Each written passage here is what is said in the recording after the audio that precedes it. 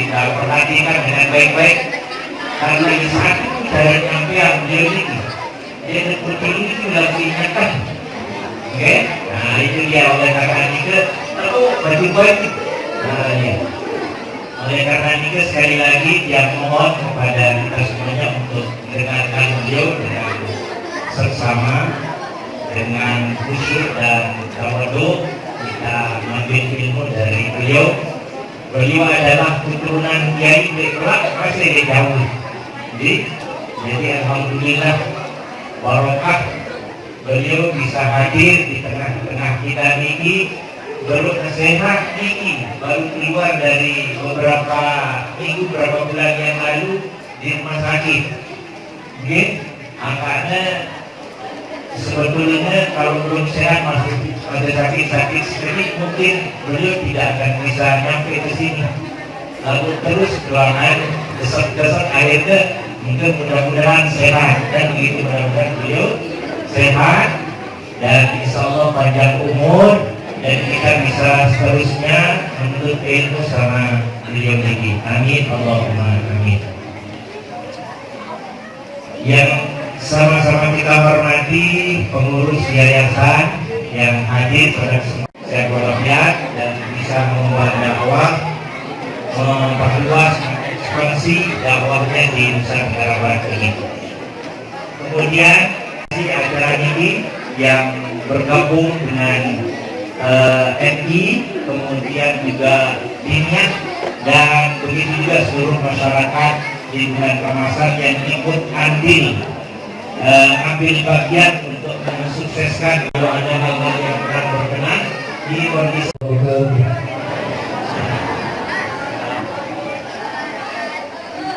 Al-Mukarram Profesor Dr. Kiai Haji Abdullah Al-Hadi, Al-Mukarram Profesor Dr.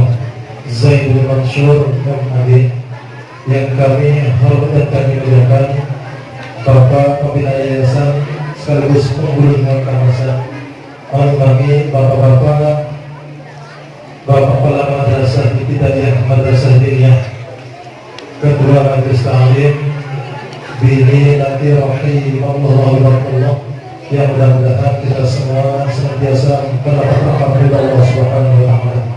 Seperti biasa, sebelum sama-sama mendengarkan tausiah kajian hikmah Urian hikmah Bismillahirrahmanirrahim Muhammad Rasulullah SAW. Terlebih dahulu kita bersama-sama bertabarruk, bertawasul dengan bacaan Fatihah. Fatihah yang pertama yang disampaikan pada baginda Rasulullah SAW. Wa ala alihi wa sahbihi kiram syaikhul Fatihah. Assalamualaikum warahmatullahi wabarakatuh. Bismillahirrahmanirrahim. Alhamdulillahirabbil alamin. Wa bihi nasta'inu ala umuri dunya waddin. Wassalatu wassalamu ala asyrafil anbiya'i wal mursalin sayyidina wa maulana Muhammadin wa ala alihi wa ashabihi wa man da'a bi da'watihi wa man jahada fi sabilihi wa man salaka fi tariqihi wa man tabi'ahum bi ihsan ila yaumiddin. Amma ba'd. Hadirin mukarramin, para alim ulama, para ustaz, para pengurus yayasan, ibu-ibu majelis taklim, para pejabat desa dan anak-anak sekalian, rahmatullah. Alhamdulillah, kita panjatkan puji syukur kehadirat Allah Subhanahu wa Ta'ala, karena sampai sore ini kita itu masih diberi kesempatan untuk hidup. Iya, karena tetangga kita, saudara kita kemarin mati, wafat, berkali-kali. maka mumpung masih hidup, kita berusaha berdoa agar bisa memanfaatkan sisa hidup kita ini dengan sebaik-baiknya.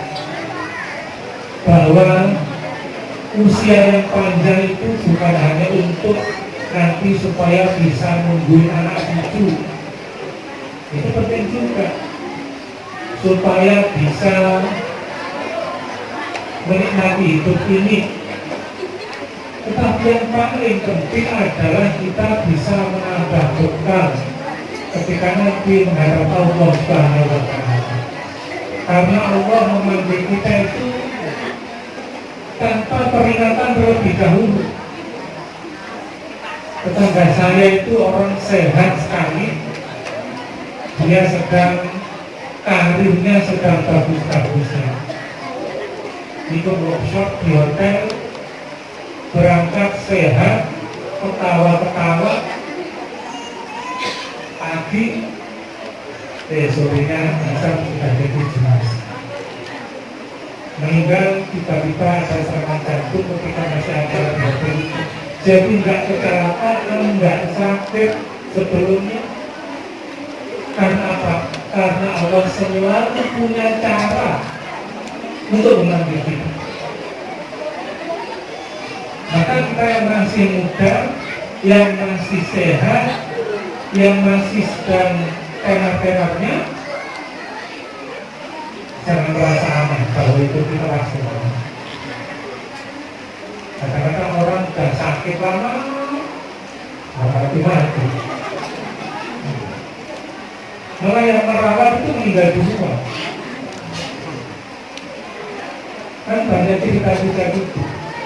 Orang berangkat haji, karena ini sudah tua, sudah sakit-sakitan, maka didampingilah oleh anaknya, oleh mantunya, oleh keponakannya, supaya ketika haji di sana nanti dia nanti jalan kursi roda. Ternyata setelah di sana gantian, yang muda itu naik kursi roda, yang dorong yang tua.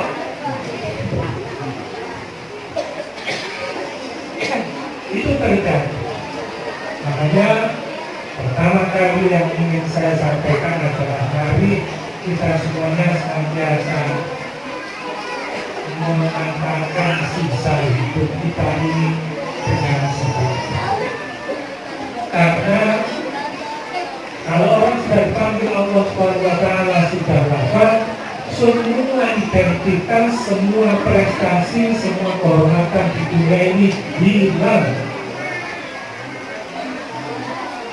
Karena apa? Karena ketika malaikat mungkar nakir itu datang ke kuburan, nanti kalau Pak Zainuddin itu meninggal, didatangi itu, saya profesor.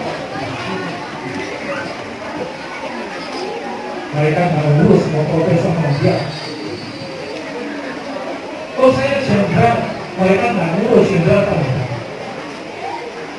Tapi kalau berada di sana itu orang harus punya paspor dan punya visa. Apa paspornya? Paspornya adalah iman. Jadi kalau kita mau berangkat ke luar negeri, harus punya paspor. Siapa ini orang Indonesia? Identitasnya jelas. Kita mau ke negeri akhirat, siapa ini? Orang Islam. Paspornya dapat. Tapi orang punya paspor itu belum tentu bisa ke sana, harus punya visa. Kita punya paspor langsung berangkat ke Saudi di sana, nggak bisa ditolak. Harus punya visa atau izin masuk. Apa izin masuk visanya itu? Yaitu amal soleh. Maka kalau kita ingin selamat di dunia dan di akhirat, harus itu. Pertama orang yang harus beriman, yang kedua amal soleh. Maka hari ini kita datang ke sini adalah di dalam rangka meningkatkan iman kita dan menambah amal soleh. Kegiatan-kegiatan seperti ini adalah kegiatan tradisi yang banyak dilakukan di Indonesia. ada Isra Mi'raj diperingati, ada Maulid Nabi diperingati, ada Nuzul Quran diperingati. Tujuannya apa? Tujuannya itu untuk memperkuat iman dan menambah apa? Amal soleh. Nah, perlu saya jelaskan gini, karena kadang-kadang ada juga teman-teman kita, saudara-saudara kita yang bilang peringatan Isra Mi'raj, peringatan Maulid Nabi itu tidak boleh, itu bid'ah. Karena apa? Karena Nabi tidak melakukan. Karena sampai tidak melakukan, pokoknya apapun yang tidak dilakukan Nabi itu berarti bid'ah. Pendapat ini adalah pendapat yang tidak benar. Mengapa begitu? Karena tidak semua yang dilakukan oleh Nabi itu pasti menjadi sunnah. Harus kita kira belum tentu. Dan tidak semua yang Nabi tidak melakukan itu mesti menjadi bid'ah juga. Makanya di sini perlu ada peningkatan ilmu pengetahuan. Makanya wajar kalau Rasulullah SAW pernah bersabda di dalam hadisnya, "Man salaka tariqan yang kami sufihi ilma sahhalallahu tariqan ilal jannah." Kalau kita semuanya melangkahkan kakinya dari rumah ke tempat untuk mencari ilmu, bukan dikit-dikit nekat berangkat aja. Kalau orang itu rajin mencari ilmu, setiap langkah kakinya itu nanti Allah akan memudahkan dia juga melangkah kakinya menuju surganya Allah SWT. Amin Allahumma amin. Makanya penting terus meningkatkan pengetahuan. Saya lanjutkan lagi. Tidak semua apa yang dilakukan Rasulullah itu mesti wajib diikuti betul. Saya berikan contoh. Rasulullah itu dulu menikah usia berapa? Berapa? Umur 25.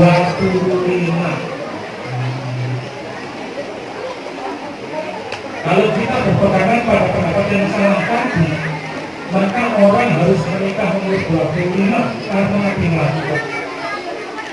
Ustaz Ahya dulu menikah umur berapa? Nah, 30 itu bid'ah. Iya. Bukan hanya itu, Rasulullah menikah pertama kali dengan siapa? Dengan Khadijah. Khadijah itu usia berapa? 40. Sekarang dulu mestinya umur berapa? 25. Kita juga. Iya. Khadijah waktu itu sudah janda. Makanya kalau menikah pertama dengan orang itu bisa juga. Itu kalau kita ngikuti pendapat yang sangat tadi itu, nggak gitu.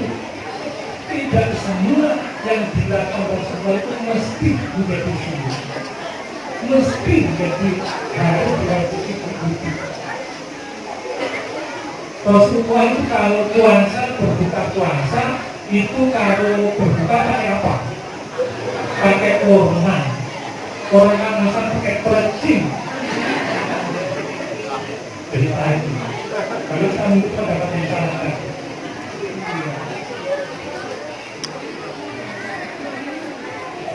Itu demikian juga sesuatu yang tidak dilakukan oleh Rasulullah belum tentu menjadi bid'ah.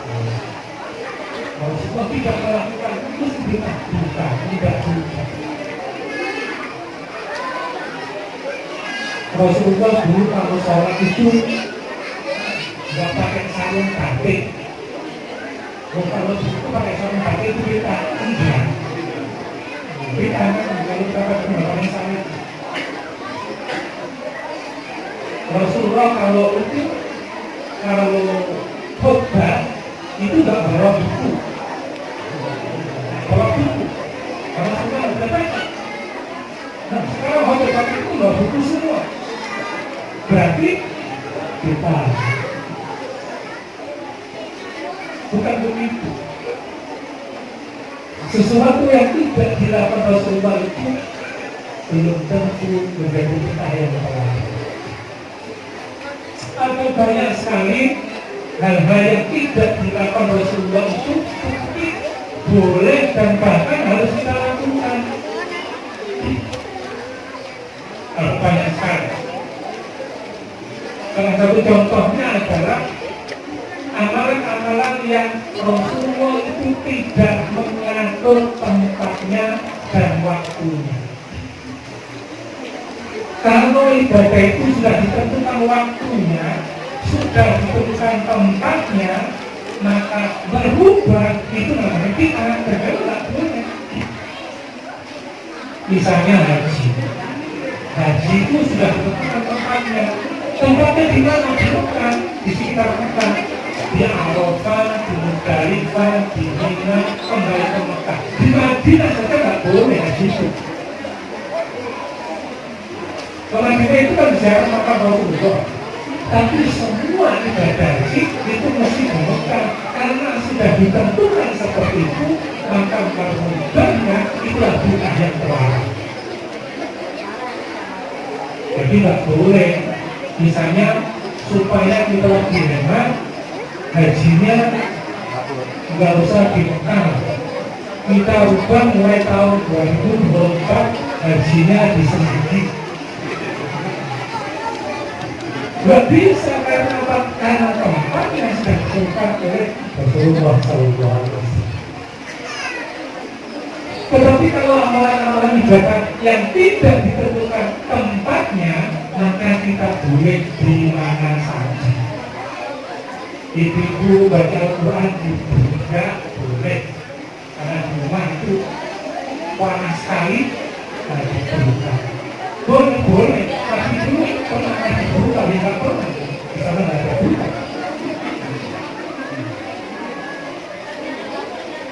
Ibu-ibu, bapak-bapak, terutama yang sudah sepuh, kalau baca Al-Quran pakai kacamata, boleh enggak?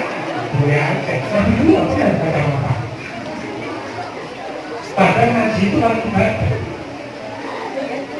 Kalau sholat itu karena masjidnya besar, dipasang sound system, apa itu dilakukan tidak? Itu contoh. Jadi tidak semua yang dilakukan Rasulullah mesti wajib diikuti, dan tidak semuanya yang ditinggalkan Rasulullah mesti kita yang harus dicari. Di sini pentingnya kita terus belajar ilmu agama supaya apa? Supaya tidak seperti tadi kan saja bisa orang bikin orang Jumat nggak boleh, karena nanti kalau orang Jumat itu nggak pernah baca Yasin. Kalau gitu kita baca Yasinnya supaya tidak kita dari apa? Oh hari Selasa juga nggak ada kainnya, hari Rabu juga nggak ada kainnya, hari Kamis juga nggak ada kainnya, hari Sabtu juga nggak ada kainnya. Artinya nggak pernah baca surat Yasin. Membaca Al-Quran, zikir adalah ilmu adalah amal-amal ibadah yang tidak ditentukan waktunya oleh Rasulullah. Maka kalau baca kapan saja boleh, mau Sabtu, mau Minggu, mau Senin, mau Selasa, boleh saja, tidak usah dari lah. Karena apa? Karena memang Rasulullah tidak mengatur waktu. Beda dengan hadis tadi, yang ditentukan maka mengambil itu. Nah, termasuk juga seperti ini. Bagaimana kita kebudayaan itu kita gunakan untuk menyebarkan agama? Itu boleh, karena apa? Karena itu alat. Sekarang ini kebudayaan yang kena pakai YouTube, pakai internet. Itu adalah kebudayaan juga. Maka sekarang kalau kita ingin mendengarkan ceramah-ceramah ustaz-ustaz yang terkenal, sekalipun kita nggak kenal sama beliau, kita bisa klik di YouTube. Kita ingin bisa mendengarkan ceramah-ceramahnya para ulama itu ada.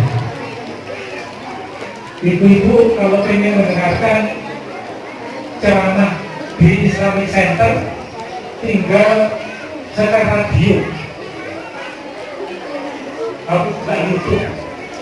Habis subuh kita sholat, setelah sholat, giliran selesai pulang, sambil cuci piring, dengarkan radio, ceramah di satu senter. Itu ada pesan. Itu kebudayaan, boleh nggak? Boleh. Maka kita ketemu seperti ini adalah bagian dari kebudayaan juga. Tradisi itu tergantung penggunaannya. Kalau digunakan untuk hal-hal yang baik, maka tradisi itu menjadi baik. Kalau tradisi bukan yang jelek, maka menjadi jelek, jadi haram. Sama dengan film. Film itu digunakan untuk hal-hal yang buruk, ada pornografi, ada kekerasan, kejahatan. Maka menggunakan film itu dosa. Tetapi kalau teknologi film itu digunakan untuk ngajarin orang manasik haji, maka film itu menjadi ibadah. Jadi buku misalnya, kalau sekarang itu ada yang mau berangkat haji, mau manasik nggak sempat, kita cari ada di YouTube. Tata cara manasik haji, nanti caranya di situ ada gambarnya, ada videonya. Maka di situ kebudayaan kita gunakan untuk hal-hal yang baik. Guru-guru sekarang dengan kreativitasnya bisa saja. Adik-adik ini kalau diajarin di kelas kadang-kadang kan bosan. Nah, mereka kita ajarin latihan limami. Latihan limami 5-5. Makmumnya 5, kemudian imamnya 1. Kalau muridnya banyak 10, imamnya 1. Sekarang kita sholat subuh, ajarin di syuting sehingga anak-anak itu senang. Nanti saya di syuting dikiralkan orang tuanya senang, aduh anak saya sudah bisa ngimami sekalipun masih MI kelas 3. Nanti kalau sudah sanawiyah bisa ngimami di rumah, ngimami hidupnya. Anak saya dulu kalau masih sanawiyah, karena dia bacaannya bagus. Kalau terawih kadang-kadang saya sengaja terawih di rumah. Nah setiap hari sih, kalau kita terawihnya di masjid, tapi sekali-sekali terawih di rumah. Untuk apa? Ngajarin si anak. Saya dan ibunya jadi makmum, dia makmum. Supaya pede, berarti mungkin yang akan datang dia akan seperti itu. Masa dia bacaannya sudah bagus, ini contoh teknologi kebudayaan kita gunakan untuk hal-hal yang baik. Jadi sekali lagi, tidak semua yang tidak ada di zaman Rasulullah itu mesti kita dolangan sesat masuk neraka, dan tidak juga semua yang dilakukan Rasulullah mesti wajib kita ikuti. Disinilah pentingnya ilmu pengetahuan. Makanya wajib tadi saya sampaikan, Rasulullah itu mengatakan orang mencari ilmu itu sebenarnya ada ikhtiar untuk membuka pintu surga. Teruslah belajar ilmu pengetahuan. Apa saja fungsi atau gunanya kita belajar itu apa? Pertama, untuk menyemangati kita ibadah. Jadi dengan belajar tentang sholat, misalnya apa sih maknanya sholat itu? Nanti kita menjadi senang sholat itu. Rasulullah pernah bersabda, awwalu ma yuhasabu bil 'abdi yaumil qiyamah as-sholat. Nanti di hari kiamat yang pertama kali dinilai oleh Allah Subhanahu wa taala kita ini itu sholatnya. Puasa nanti, sedekah nanti, haji nanti, sholatnya. Makanya kita terus belajar memperbaiki sholat. Kalau kita tidak ngaji, bagaimana kita tertarik dengan sholat duha? Bagaimana kita tertarik dengan sholat berjamaah? Kalau kita nggak tahu artinya, nggak tahu fungsinya, nggak tahu manfaatnya. Dulu itu di zaman Rasulullah, itu ada seorang sahabat yang tidak dikenal. Orangnya tidak terkenal. Setiap kali sholat itu dia selalu datang pertama kali. Yang lain belum datang atau sedikit yang sudah di situ. Gitu terus. Lama-lama orang ini diperhatikan oleh sahabat namanya Ubay bin Ka'ab. Sahabat Ubay bin Ka'ab itu heran. Ini ada orang kok rajin sekali. Besok sahabat Ubay bin Ka'ab berangkat agak awal. Dan dia sudah ada di situ. Nah, berarti saya lebih awal lagi besok. Awal lagi, dia sudah ada di situ. Besok awal lagi, dia sudah ada di situ. Lama-lama penasaran. Sahabat Ubay bin Ka'ab akhirnya kenalan. Assalamualaikum. Waalaikumsalam. Bapak namanya siapa? Namanya ini. Rumahnya di mana? Jauh. Jauh sekali rumahnya Pak. Bapak tadi kesini naik apa? Naik onta? Naik kuda? Enggak. Saya jalan kaki. Rumahnya jauh, jalan kaki. Maka spontan sahabat Ubay bin Ka'ab tiba. Bapak-bapak, Masya Allah, rumahnya Bapak jauh ke jalan kaki. Ini capek tuh ya. Bu, ya naik onta, naik kuda gitu. Ternyata apa jawaban orang itu? Enggak. Saya pokoknya kaki saya itu masih bisa jalan. Saya mau tetap berjalan kaki. Mengapa begitu?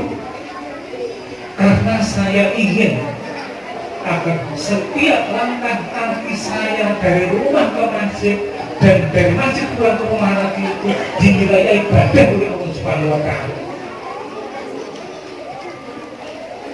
Sahabat Ubay bin Ka'ab kemudian tercengang, terdiam. Dalam kondisi terdiam seperti itu, tiba-tiba Rasulullah masuk di pintu masjid. Akhirnya apa? Ya sudah.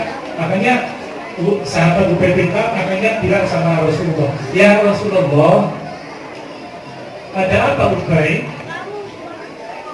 Ini loh, ada teman ini loh. Rumahnya sana jauh sekali dari masjid kita ini. Dia jalan kaki. Saya suruh naik onta atau naik kuda, kok nggak mau. Jawabnya gini, katanya dia ingin agar setiap langkah kakinya berangkat pulang itu supaya dinilai ibadah oleh Allah Subhanahu wa Ta'ala. Apa kata Rasulullah? Betul. Rasulullah bilang betul. Semua langkah kakinya dia dari rumah, dari pintu rumahnya menuju masjid sampai di masjid, sampai pulang lagi, itu semuanya adalah dinilai ibadah oleh Allah Subhanahu wa Ta'ala. Ini kita bisa baca di dalam kitab Sahih Muslim. Nah, kalau kita tahu seperti ini, maka terutama bapak-bapak itu nanti nggak malas ke masjid itu. Kita akan usahakan agar sholat di masjid. Nggak bisa 5 waktu, nggak apa-apa. Mungkin masih repot sekali. Yang penting jangan tidak sama sekali. Kalau bisanya maghrib saja dulu. Istiqomah kan dulu. Setelah maghrib terbiasa nanti ditambah isya, tanggung pulang nanti sekalian. Jadi memulai itu dikit dulu. Membaca Al-Quran juga gitu, dikit aja dulu, jangan banyak-banyak, tapi rutinkan dulu. Ini contoh bagaimana ketika kita rajin belajar tentang agama, kita akan termotivasi, terdorong untuk rajin ibadah.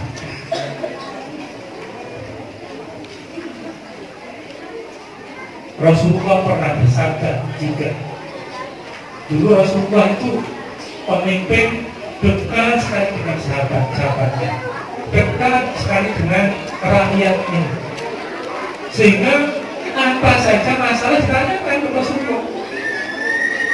Rasulullah ditanya, ya Rasulullah, amal apa sih yang lebih dicintai oleh Allah itu apa?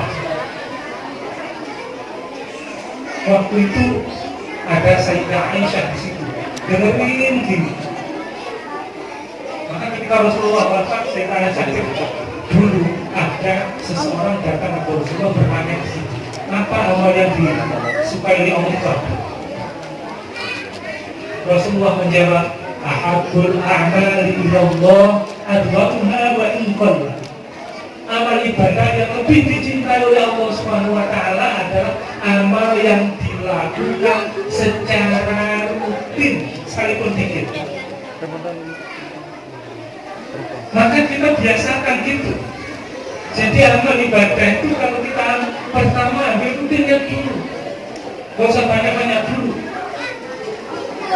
Baca Al-Quran 5 menit, 10 menit cukup. Ambil rutin. Ibu kalau habis sholat subuh masih pakai mukena, jangan dicoba dulu. Ngaji dulu 5 menit saja. Tapi rutin kan. Jadi kira nanti tunda 15 menit nggak apa-apa.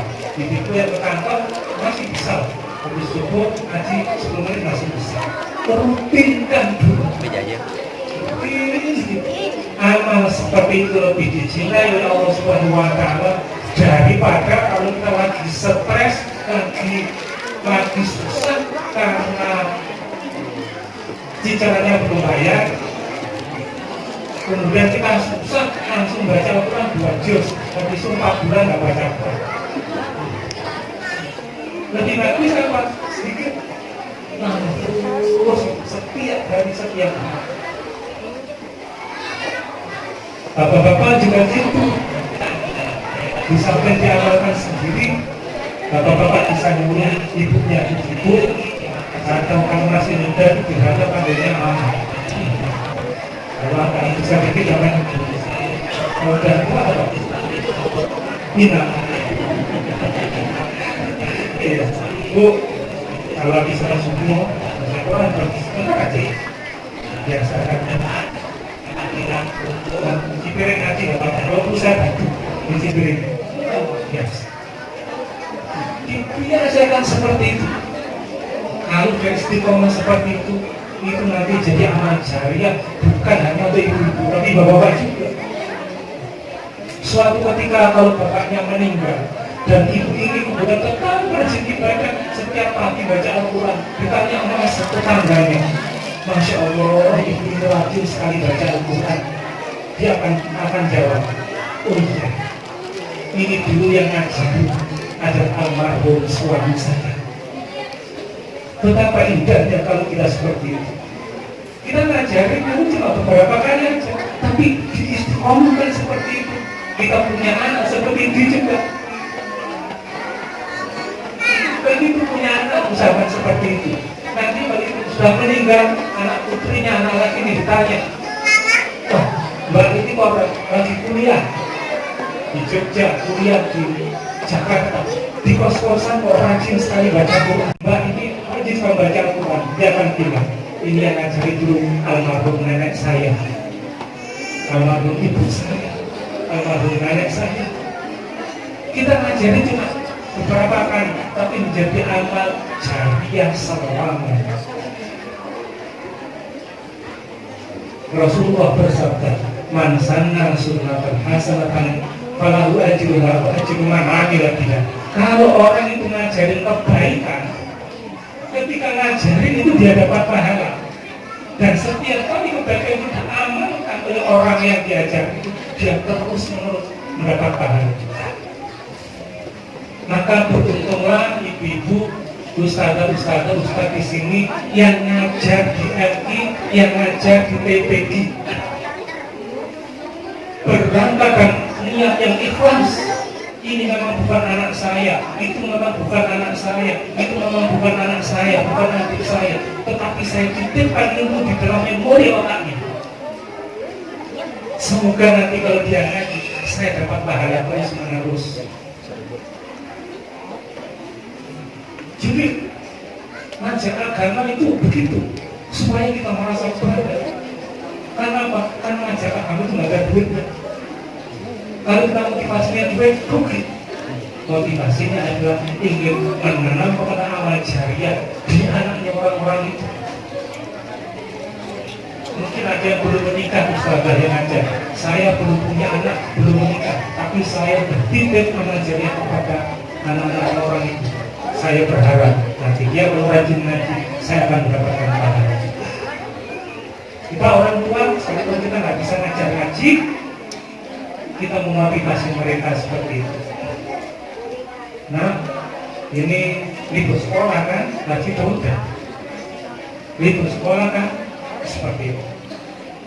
Kalau berangkat siang, sholat duha. Dijelaskan seperti itu, dan itu kita keluarkan kepada orang-orang yang kita cintai di rumah kita, suami, anak, istri, adik. Saya sering sampaikan di dalam pengajian seperti ini di majelis taklim di ibu-ibu, beberapa di Islamic Center juga. Saya bilang begini, ibu-ibu kalau ngaji Al-Quran itu jangan di kamar, nggak kelihatan. Ngajilah di ruang tamu. Supaya apa? Supaya anak cucu lewat itu tahu itu ngaji. Suami tahu ngaji. Dia mungkin nggak niru, tapi suatu ketika dia akan niru. Gak usah banyak ngomong perintah-perintah, tapi berikan contoh seperti itu. Ngaji di ruang tamu itu tempatnya ditutup ya, biar nggak dipandang sama orang. Anak lewat, menantu lewat, suami lewat, itu nanti akan masuk dalam memori otak anak-anak itu. Mungkin hari itu dia tidak meniru, tapi suatu ketika dia akan meniru. Ada seorang ibu yang sudah wafat, sekarang orangnya sudah wafat. Anaknya itu sampai sekarang meniru, dan dia sampai tahu persis. Ibu saya dulu kalau habis subuh mesti ngaji di kursi itu, di kursi sebelah pojok itu, sampai tempatnya itu saking rutinnya tuh, dan dia kemudian ditiru oleh anak. Makanya ini pentingnya kita belajar ilmu pengetahuan, memotivasi kita, menyemangati kita untuk ibadah. Apa yang kita jalani di dunia ini? Sebanyak apapun kalimat yang diberikan Allah kepada kita, itu ada batasnya. Makan sate itu enak kan? Kalau orang usianya masih 20, 25, 30, itu masuk ke ruang makan, ke rumah makan, pesen sate 15 tusuk, gulingnya 1 mangkok, dihabiskan enak. Tapi kalau orang umur 60 tahun begitu, pulang masuk GD, langsung masuk GD. Mengapa? Karena Allah itu mencabut nikmat. Semakin tua nikmatnya dicabut pelan-pelan. Uangnya bisa banyak, tanahnya bisa di mana-mana, rekeningnya penuh dengan uang, ada deposito macam-macam, tapi dia tidak bisa menikmati. Itulah yang di dalam surah Yasin kita baca, waman nu'ammirhu naqishu fil khalqi. Orang yang diberi usia panjang, kekuatannya dikurangi. Kekuatan untuk belajar, kekuatan untuk bekerja, kekuatan untuk makan, dan kekuatan yang lain juga akan berkurang. Maka seperti itu. Oleh sebab itu kita harus makan. Apa manfaat yang kedua dari belajar ilmu itu? Kita dengan belajar ilmu itu nanti kalau kita melihat ada beda-beda pendapat di tengah masyarakat itu, kita nggak bingung. Sekarang ini kan banyak, karena pengajian di mana-mana banyak, kadang-kadang pendapat itu beda-beda. Ada orang kalau sholat subuh pakai kunut, ada yang tidak. Kalau kita belajarnya cuma satu tempat, nanti kita punya pikiran, oh yang saya itu salah semua, masuk neraka semua. Karena apa? Karena ngajinya satu tempat. Ada orang yang bilang kadang-kadang itu, kita habis sholat, kemudian kita berzikir bareng-bareng. Oh nggak boleh itu. Mengapa? Karena nggak ngaji. karena nggak ngaji, sehingga orang berpikir dengan dikeraskan itu katanya nggak boleh. Kalau dia mau ngaji, kalau dia baca kitab Sahih Bukhari bab tentang zikir sesudah sholat, hadis pertama di bab itu di Sahih Bukhari itu bunyinya begini, saya ingat, inna raf'a sauti bil dzikri inda sirafin nasi minal maktubati kana ala ahdi Rasulillah, bahwa berzikir dengan suara keras ketika orang-orang selesai sholat fardu itu sudah ada di zaman Rasulullah. Itu di Sahih Bukhari. Tidak karena orang tidak baca atau karena fanatik, akhirnya itu bisa salah.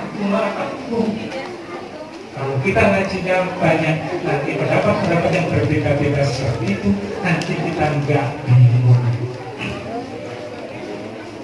Contoh yang lain lagi, di pintu kalau sholat itu habis rukuk baca apa?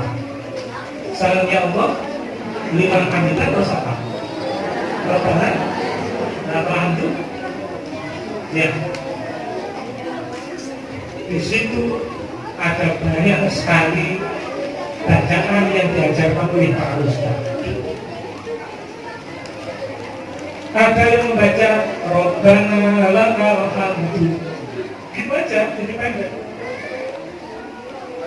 Ada yang baca Rabbana walakal hamdu, di buku yang umum atau haji di Mekah sana yang dibaca itu Rabbana walakal hamdu, sudah dibaca.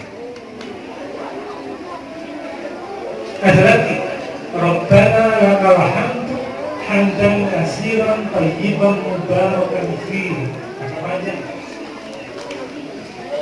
Ada lagi Rabbana lakal hamdu mil'us samawati wa mil'ul ardi wa mil'u ma syi'ta min syai'in ba'du. Ada lagi lebih panjang Rabbana lakal hamdu mil'us samawati wa mil'ul ardi wa mil'u ma syi'ta min syai'in ba'du nas'aluka ridhoka wal jannata wa na'udzubika min sakhatika wan nar. Jadi ada 5 bacaan di situ, ada semuanya ada terbaca di dalam Sahih Bukhari dan Sahih Muslim. Cuma kalau kita diajar satu, kemudian yang ngaji juga nggak banyak baca seperti itu. Ini yang sampai yang lain salah semuanya, yang lain kita semuanya. Padahal kitab yang sama. Pentingnya di sini kita belajar supaya kalau ada yang beda-beda kita nggak bingung. Apa yang kita pelajari dari Ustaz kita itu saja amalkan sudah. Ada yang berpendapat kita nggak apa-apa, amalkan saja itu, kita nggak usah bingung. Amalkan dengan tulus, ikhlas, dengan seperti itu. Nah, kemudian yang terakhir, yang ketiga, mengapa kita harus belajar ilmu pengetahuan? Karena dengan belajar seperti itu kita bisa mengabadikan amal kita. Kita itu kan beribadah cuma sebentar ya. Kalau orang itu usianya 60 tahun, setiap hari tidurnya 8 jam. Berarti kan sepertiga kita itu bertidur 24 jam, tidurnya 8, berarti sepertiga. Kalau orang usia itu 60 tahun, berarti sepertiganya berapa? 20 tahun itu untuk tidur. Jadi kalau orang usianya 60 tahun itu, yang 20 tahun itu untuk tidur saja.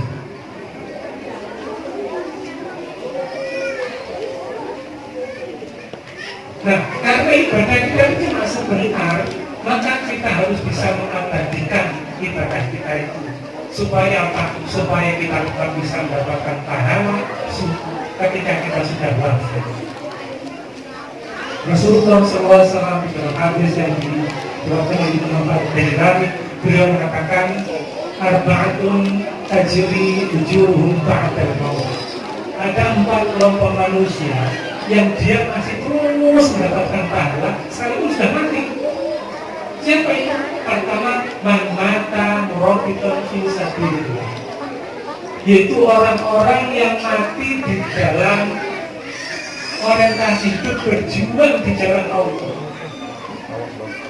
Jadi hidup ini harus diilmui ya. Hidup ini bukan lagi untuk makan, minum, hidup mati. Tapi hidup ini harus bismillahirrahmanirrahim. Kalau kemarin belum, sekarang kita niat, ya Allah mulai hari ini hidup saya untuk ibadat dan berjuang di jalan-Mu. Bismillahirrahmanirrahim. Apa yang kita bisa perjuangkan? Apa saja? Mungkin kita dengan ilmu kita, dengan harta kita, dengan uang kita, dengan tenaga kita, dengan pikiran kita. Yang penting kita berusaha memberikan sumbangan terbaik kepada orang miskin. Kita sekarang sedang membangun pesantren ini. Semuanya kita seperti itu. Yang punya uang, yang punya tenaga. Yang nggak bisa apapun itu, termasuk mengajak orang lain. Kita nggak punya uang, tapi kita punya teman, uangnya banyak. Gak bilang teman-teman yang uangnya banyak itu, di kampung saya itu sedang bangun pesantren loh. Kamu nggak tertarik untuk mengajarnya di sana? Dia tidak punya uang, tapi bisa mencari teman-temannya yang punya uang. Kita nggak punya uang, tapi punya keponakan sedang kerja di Malaysia. Di kampung kita sekarang sedang bikin pesantren di Bandung. Dia berapapun, berapa kita nggak punya uang, tapi bisa mencari orang yang bisa seperti itu. Sehingga semua warga masyarakat itu berjuang di sana. Orang seperti itu kalau mati, nanti sudah mati, dia masih tetap mendapatkan pahala dari Allah Subhanahu wa Ta'ala. Yang kedua adalah orang yang mengajarkan ilmu. Makanya saya bilang tadi, guru-guru RI, guru-guru DPG, guru-guru Al-Quran teruslah mengajar. Cuma mulai sekarang tata niatnya.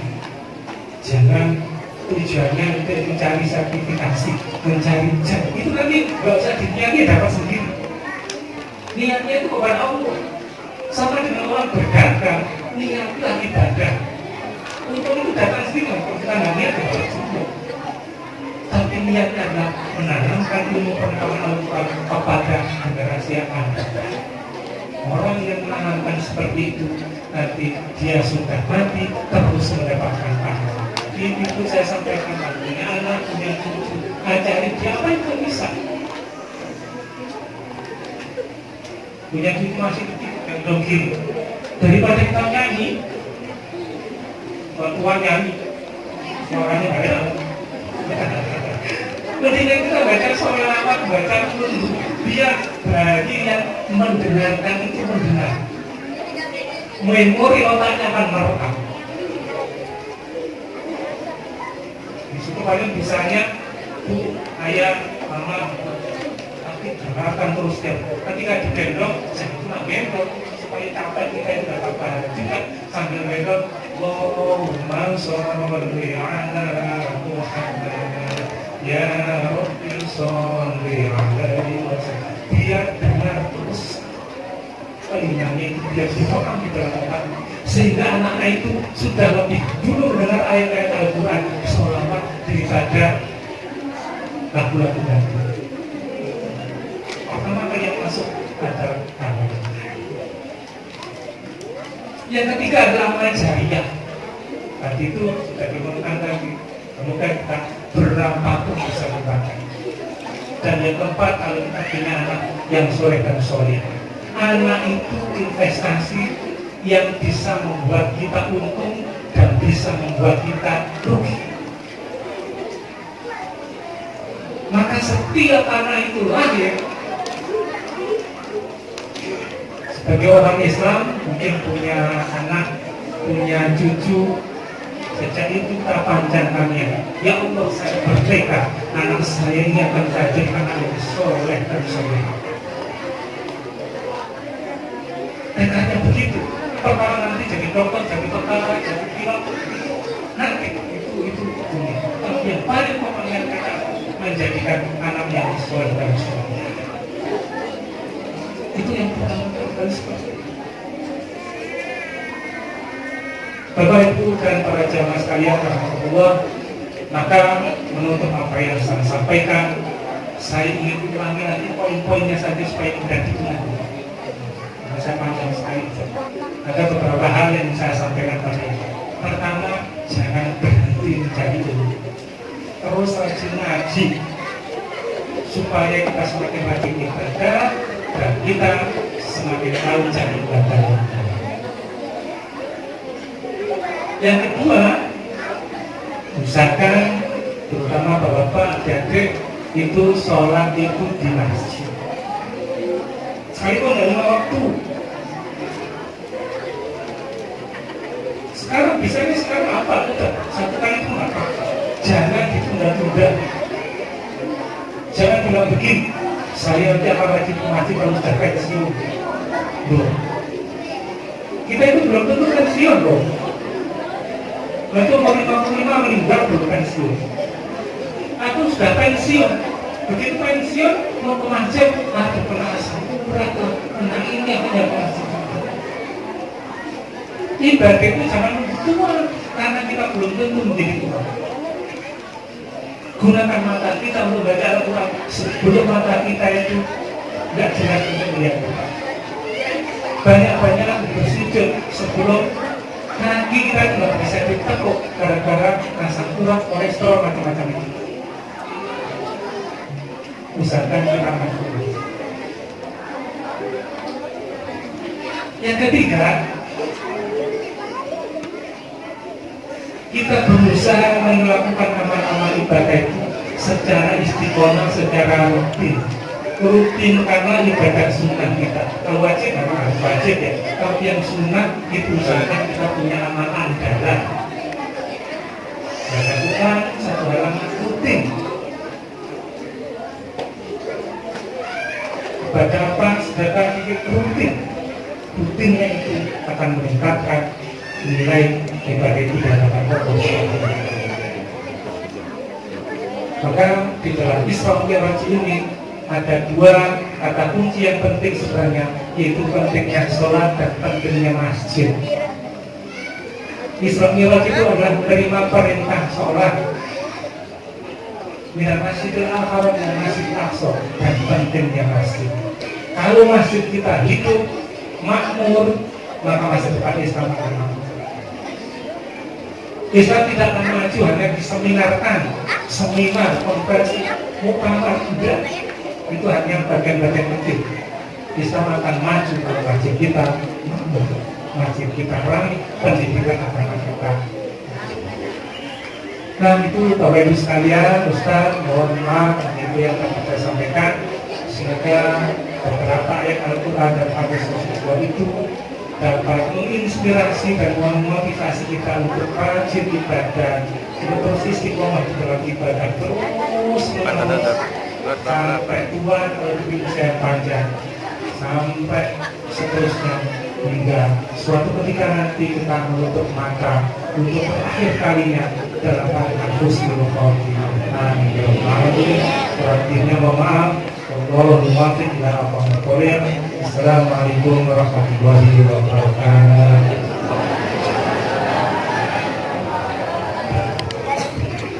Selanjutnya doa yang akan dipimpin oleh Ustaz Muhammad MS kepada beliau kami.